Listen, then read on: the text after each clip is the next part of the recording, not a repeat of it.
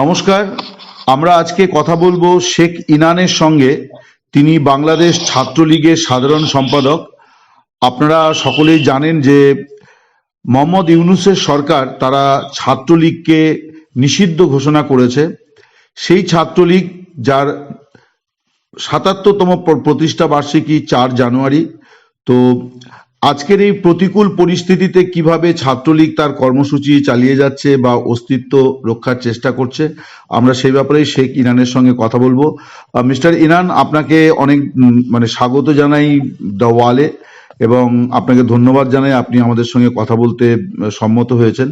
আমি যে বিষয়টি জানতে চাইছিলাম সেটি হচ্ছে যে এখন তো আপনাদের দেশে আপনাদের সংগঠনের জন্য একটা প্রতিকূল পরিবেশ চলছে।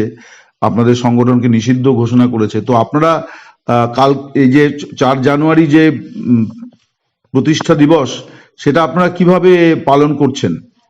জি, ধন্যবাদ আপনাকে। গৌরব, ঐতিহ্য, সংগ্রাম এবং সাফল্যের সংগঠন বাংলাদেশ ছাত্রলীগের ৭৭তম প্রতিষ্ঠা বার্ষিকীর এই লগ্নে আপনার এই বহুল প্রচারিত সংবাদ মাধ্যমের মধ্য দিয়ে আমি সকলকে শুভেচ্ছা এবং অভিনন্দন জানাচ্ছি সংগঠনের সাধারণ সম্পাদক হিসাবে। আজকে বাংলাদেশ এবং বাংলাদেশের মুক্তিকামী স্বাধীনতার সপক্ষ শক্তির যারা মানুষ রয়েছে তারা একটি অত্যন্ত দুর্বিষহ ক্রান্তিকাল অতিক্রম করছে, যেটি সারা বিশ্বের কাছে ইতিমধ্যে ফুটে উঠেছে। আজকে সেখানে কোনো মানবাধিকার নেই, সেখানে গণতন্ত্র নেই, একটি অবৈধ অসাংবিধানিক সরকার সেখানে ত্রাসের রাজত্ব কায়েম করেছে। মব সন্ত্রাস সৃষ্টি করে সেখানে মুক্তিযুদ্ধের সপক্ষ শক্তির মানুষদের নির্বিচারে হত্যা করা হচ্ছে। এমত অবস্থায় বাংলাদেশ ছাত্রলীগের লক্ষ লক্ষ নেতাকর্মীরাও অত্যন্ত কঠিন দুর্বিষহ সময় পার করছে। তারপরেও এই প্রতিষ্ঠা বার্ষিকীর লগ্নে বাংলাদেশ ছাত্রলীগের অকুতোভয় বীর সৈনিকেরা, সেনানীরা সারা দেশ জুড়েই যথাসাধ্য কর্মসূচির মধ্য দিয়ে প্রতিষ্ঠা বার্ষিকী উদযাপন করছে। তারা কেউ কোথাও কেক কেটে, কোথাও আনন্দ র্যালি করে, কিংবা কোথাও শীতার্তদের মাঝে এই প্রবল শীতে শীতবস্ত্র বিতরণ করে।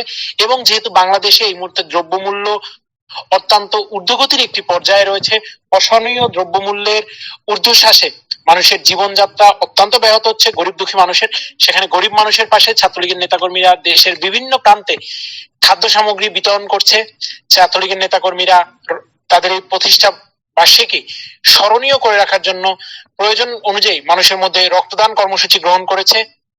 এবং সর্বোপরি আমরা চাই যে আমাদের উপরে যে অত্যাচার নির্যাতন হচ্ছে তার প্রতিবাদের ভাষা হিসাবে আমরা এই প্রতিষ্ঠা বার্ষিকীতে নতুন করে শপথ নেব আমাদের বাংলাদেশকে শান্তির বাংলাদেশে পুনঃপ্রতিষ্ঠিত করা।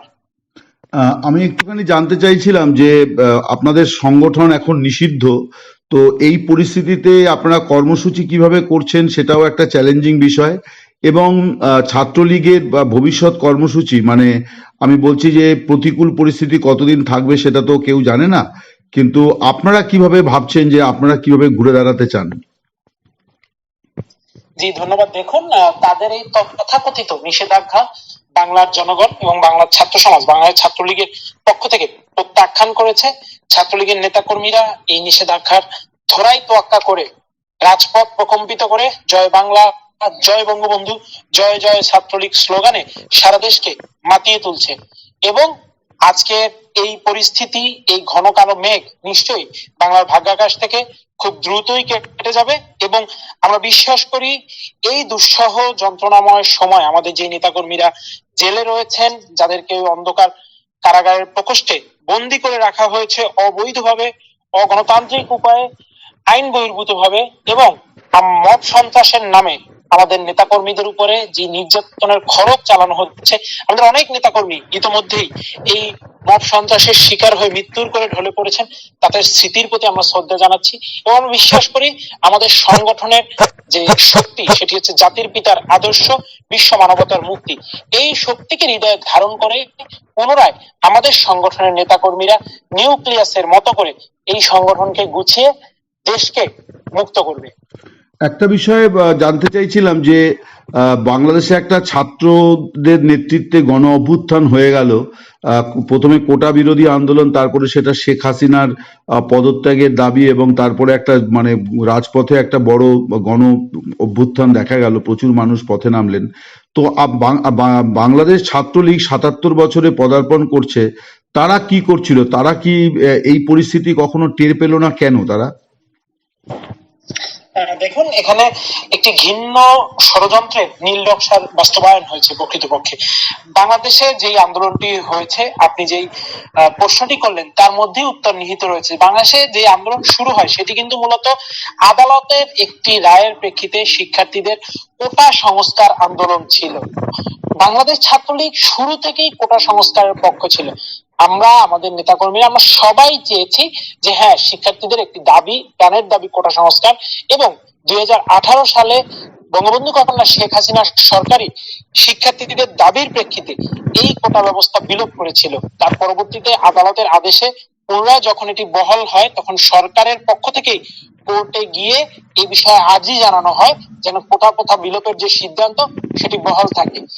এরপরে কারা ঘোলা পানিতে এই মাছ শিকার করে এইটা আপনি এ পর্যন্ত যা বললেন আমি শুনলাম, কিন্তু একটি প্রশ্ন হচ্ছে যে আপনাদের মানে আওয়ামী লীগের জেনারেল সেক্রেটারি ওবায়দুল কাদের তিনি বলেছিলেন যে যে পরিস্থিতি বৈষম্য বিরোধী ছাত্র আন্দোলনের নেতৃত্ব তৈরি করেছে সেটা ছাত্রলীগই সামাল দিয়ে দিতে পারবে। তো সেটা আপনারা পারলেন না কেন? সেটার কারণটা কি? দেখুন, তার আমাদের সম্মানিত সাধারণ সম্পাদকের একটি বক্তব্যকে ভুলভাবে শিক্ষার্থীদের সামনে উপস্থাপন করা হয়েছিল।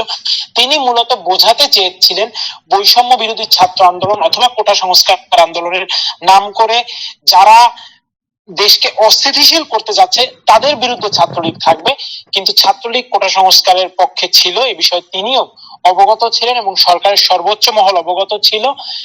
তারপরেও তার এই বক্তব্যের রেশ ধরে অনেকেই ছাত্রলীগকে ভিলেন বানানোর একটি চেষ্টা করেছে এবং সেই ষড়যন্ত্রে লিপ্ত হয়েছে। কিন্তু তিনি মূলত বুঝাতে চেয়েছিলেন যে কোটা সংস্কার আন্দোলনের নাম করে যারা নৈরাজ্য করবে তাদের বিরুদ্ধে ছাত্রলীগ রুখে দাঁড়াবে। ছাত্রলীগ নৈরাজ্যকারীদের বিরুদ্ধে সবসময় ছিল, কিন্তু কখনোই বেশ কিছু ঘটনা ভিডিও তখন দেখা গিয়েছে যে ছাত্রলীগ খুব সশস্ত্র অবস্থায় তারা মানে ছাত্রদের উপর আক্রমণ করেছে, বিশেষ করে ঢাকা বিশ্ববিদ্যালয় এবং বেশ কয়েকটি বিশ্ববিদ্যালয়ের ছাত্রাবাসেও আক্রমণের ঘটনা ঘটেছে, যেখানে ছাত্রলীগের দিকে আগুন উঠেছিল। জি, দেখুন, ঢাকা বিশ্ববিদ্যালয়ে যে ঘটনাটি ঘটে সেটি হচ্ছে ঢাকা বিশ্ববিদ্যালয়ের বিজয় 71 হলে বাংলাদেশ ছাত্রলীগের কিছু নেতাকর্মীর উপরে বৈষম্য বিরোধী ছাত্র আন্দোলনের ব্যানার ব্যবহার করে কিছু দুষ্কৃতিকারী হামলা করে। এর প্রেক্ষিতে তারা যখন নিজেদের আত্মরক্ষার্থে প্রতিরোধ করে তখন একটি সংঘর্ষের সূত্রপাত হয় এবং পরবর্তীতে আইন শৃঙ্খলা রক্ষাকারী বাহিনী এবং আমরা যারা নেতৃস্থানীয় পর্যায়ে রয়েছে ছাত্রলীগের, আমাদের হস্তক্ষেপে পরিস্থিতি কিছুটা নিয়ন্ত্রণে আসে। এরপর কিন্তু এই বিষয়টিকে ভুলভাবে উপস্থাপন করে সারা দেশে একটি সাংঘর্ষিক পরিস্থিতির অবতারণ করা হয়। আচ্ছা, আমার শেষ প্রশ্ন যে আমার আরেকটি প্রশ্ন হচ্ছে যে আমরা যেটা জানতে পারছি যে ছাত্রলীগের সমর্থক সদস্য তারা মানে যে শিক্ষার্থীরা তারা কলেজ বিশ্ববিদ্যালয়ে যেতে পারছেন না, পরীক্ষায় বসতে পারছেন না। তো এই অসহায় ছাত্রছাত্রীদের ব্যাপারে কি আপনারা কোনো কিছু করতে পারছেন? কোনো কিছু করণীয়, কোনো কিছু ভেবেছেন? দেখুন, আজকে শুধুমাত্র বাংলাদেশের স্বাধীনতা সূচনাকারী সংগঠন বাংলাদেশ ছাত্রলীগের কর্মী বলবে লক্ষ লক্ষ শিক্ষার্থীকে তাদের শিক্ষার অধিকার থেকে বঞ্চিত করা হচ্ছে। This is the complete violation of human rights. আমরা স্পষ্টত বলতে চাই, শিক্ষার অধিকার প্রত্যেক শিক্ষার্থীর রয়েছে। এই শিক্ষার অধিকার থেকে কোনো শিক্ষার্থীকে বঞ্চিত করাই কোনোভাবে চলবে না এবং যারা এই বিষয় নিয়ে বাড়াবাড়ি করবে তাদেরকে অবশ্যই আইনের কাঠগড়ায় দাঁড়াতে হবে, কারণ শিক্ষার অধিকার প্রত্যেক শিক্ষার্থীর রয়েছে। একজন শিক্ষার্থীকে কোনোভাবেই আমরা শিক্ষার অধিকার থেকে বঞ্চিত হতে দিতে পারি না। বাংলাদেশ ছাত্রলীগের কর্মী বলে আজকে সারা দেশের শিক্ষা প্রতিষ্ঠানগুলোতে লক্ষ লক্ষ ছেলে মেয়েদেরকে ক্লাস করতে দেওয়া হচ্ছে না, পরীক্ষা অংশগ্রহণ করতে দেওয়া হচ্ছে না।